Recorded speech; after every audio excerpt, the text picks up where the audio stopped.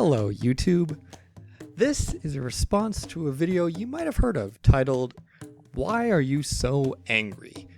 Part 6, Talking to Angry Jack. This is part 6 of a video series by Danskin.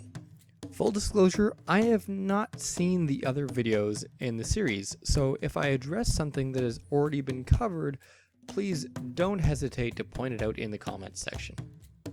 So, without further ado, I give you Talking to Angry Jack. Alright, so I said I was going somewhere with all this. Is it okay if I start with a parable? I promise it's not just me repeating myself.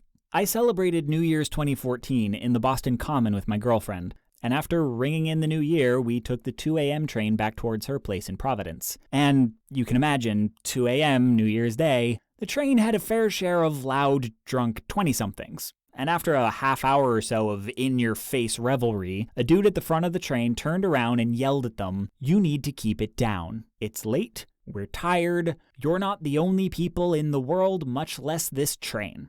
And the exact moment he finished talking, someone yelled, "Eat a dick, man," and they all laughed him down and got back to celebrating. And yes, that's Angry Jack in a nutshell, responding to maybe be a decent person with "go fuck yourself," and going right back to business as usual. But here's the thing. After a couple minutes, the train car quieted down, because the air was sucked out. Everyone was self-conscious now. It's one thing to blithely keep the party going without thinking how it affects others, and another when you know full well how it affects them because they just told you. Something that was ignorant is now spiteful, and spite is harder to sustain. It takes effort. Here's the problem with your thesis here. You're taking it as fact that what these drunk 20-somethings were doing was wrong. But I have been on plenty of late-night trains and buses where drunken revelry has not only been the norm, but encouraged. If everyone gets in the mood, a few drunk 20-somethings can actually help make what would be a boring commute an entertaining experience. I'll give a personal example. I was at a rock concert once. The norm at rock concerts is to dance and move around to the music. Unfortunately, the area of the crowd I was stuck in was standing still and staring at the band. Since it was my favorite band, I was dancing and moving regardless. I made every effort to avoid hitting or bumping into anyone, but regardless, at one point a guy turned around and screamed at me to stop moving around so much.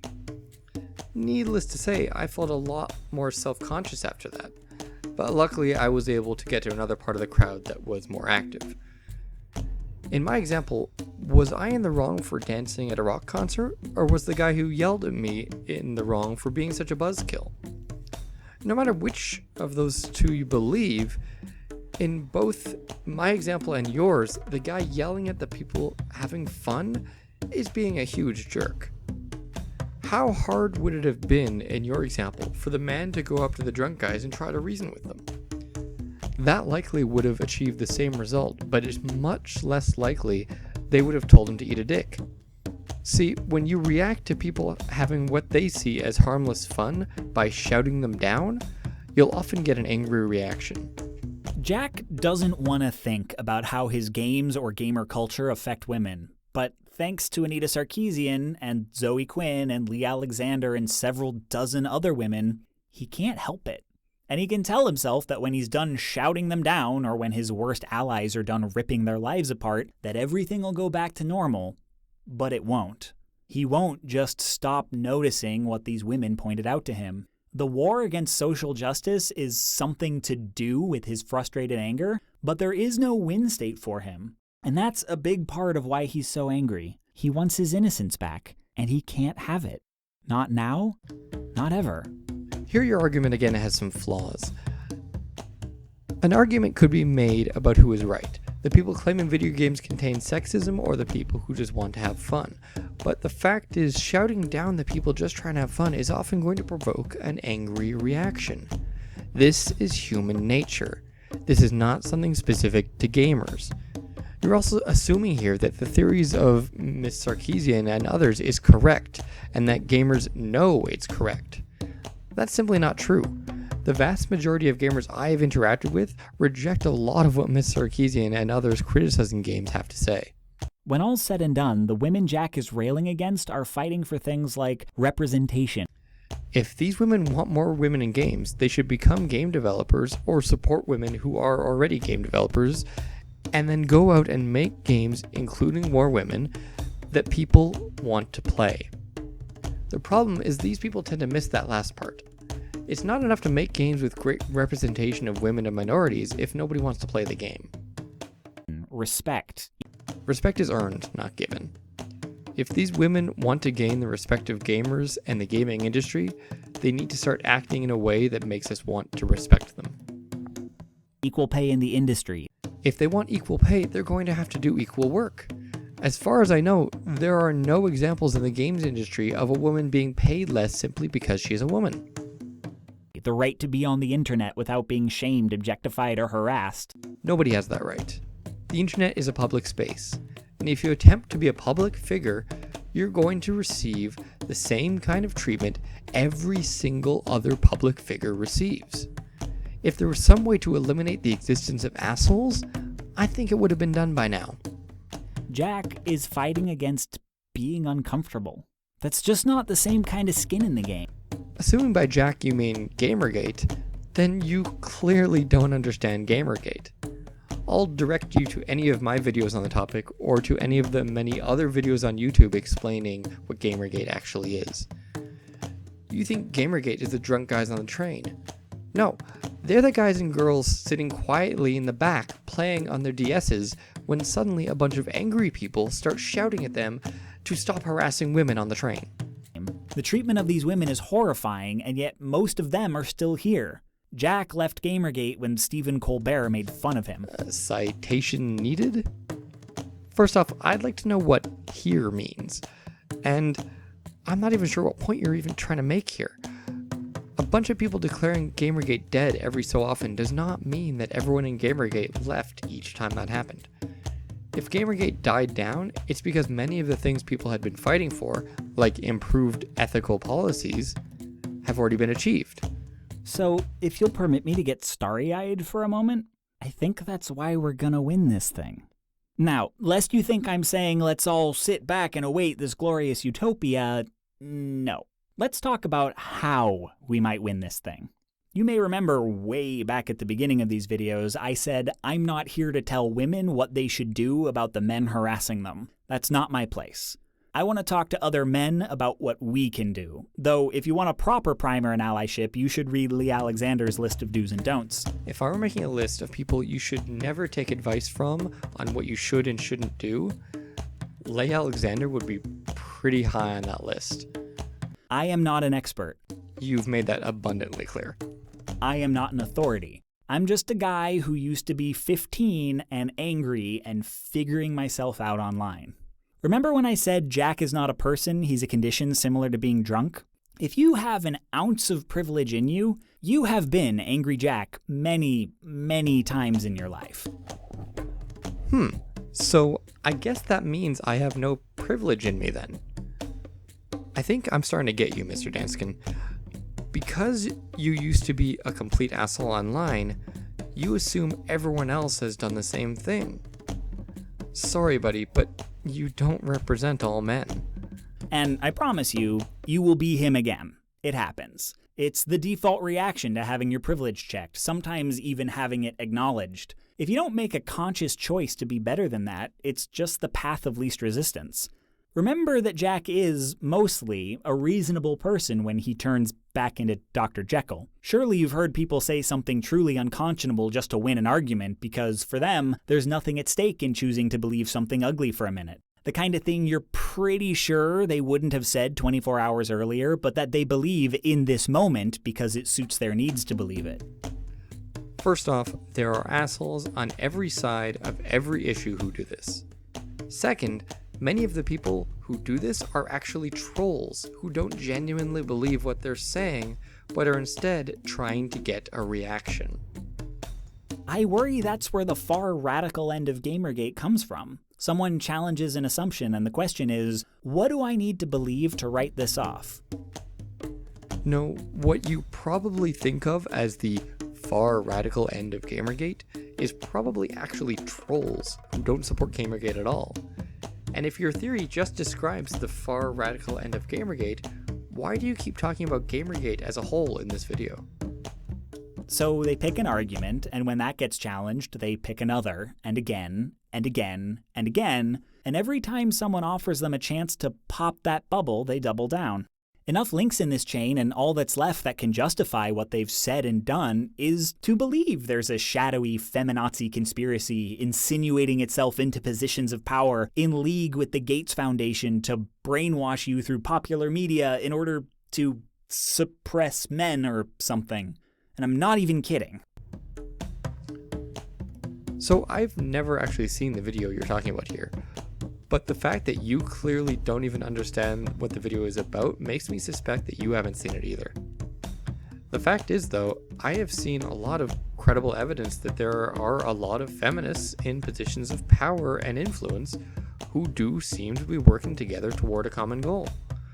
Plus, when you see things like the Game Journal Pros list, it makes you much more willing to believe that there are people secretly working together against you. What I know is that if I were today the 15-year-old I used to be, I might be going down that road. I got lucky. I saw these arguments, but I saw people I respected disagreeing. Oh, you respect Sarah Nyberg? This is someone who repeatedly attributes bad intentions to people using often out-of-context evidence and then claims that person represents all of Gamergate. I know this because she has done it to me. I don't care what side of the Gamergate debate you're on.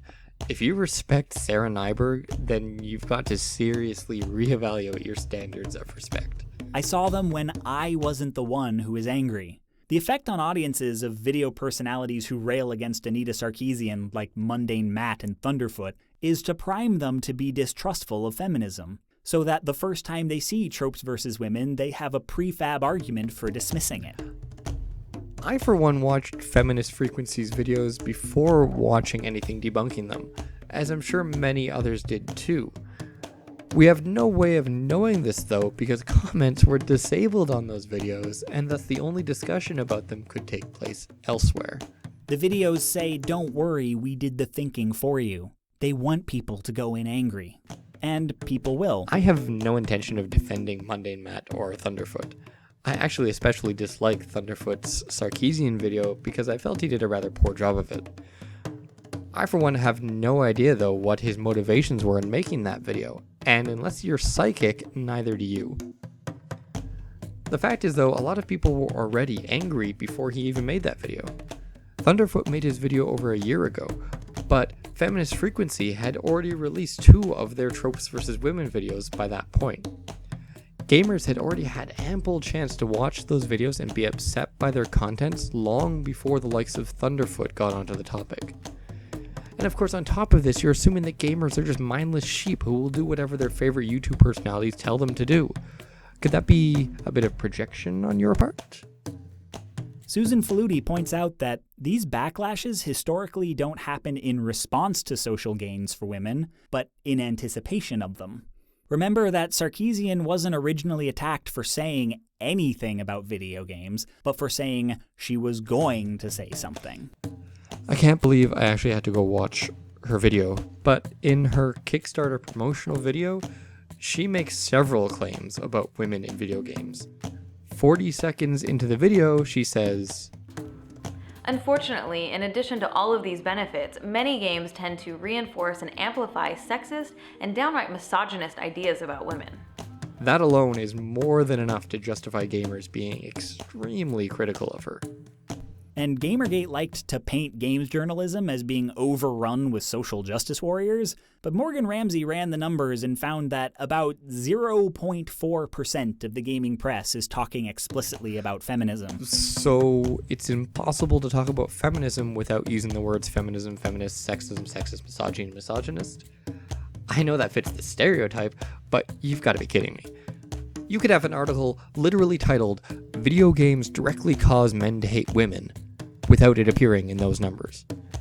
There are countless ways in which an article could have a feminist bias without ever using one of those 6 words. That analysis essentially proved nothing. A much more reliable method would be to actually look at the public profiles of all the major video games writers and see who openly subscribes to feminist and social justice ideas. And, oh wait, that's what Gamergate did. These backlashes are recurring things. They don't happen when feminism is embraced. They happen preemptively, whenever it looks like feminism might be embraced. Which means, sadly, it's only a matter of time until the next Gamergate. And how bad the next one is will depend on how we take care of our community between now and then. The only way there will be another Gamergate is if the press representing a particular group of people attacks that group and tries to silence all discussion about journalistic corruption. To present Gamergate as simply a reaction to potential feminist gains is to once again fail to understand Gamergate.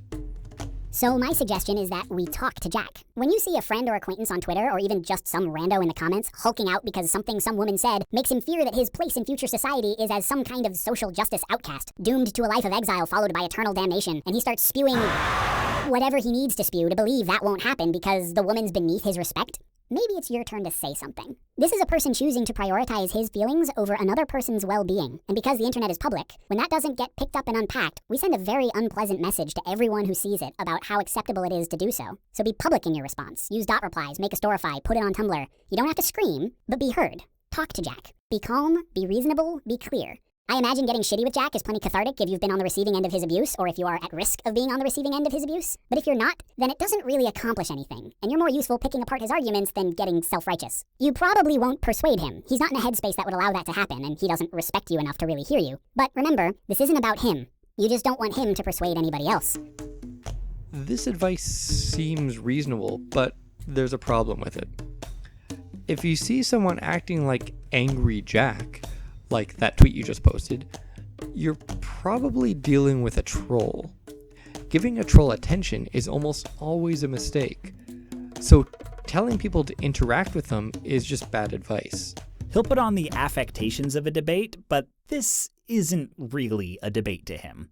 What he says will functionally be a list of reasons for why he doesn't have to debate you, which is why he will change the subject rather a lot. His every argument is meant to be the last word followed by a door slam, and to him, your every rebuttal is dragging him back through the door to tell him what a bad person he is. He will then find any excuse to dismiss that argument and try slamming the door again. This is pretty much just a general description of what it's like arguing with trolls on the internet.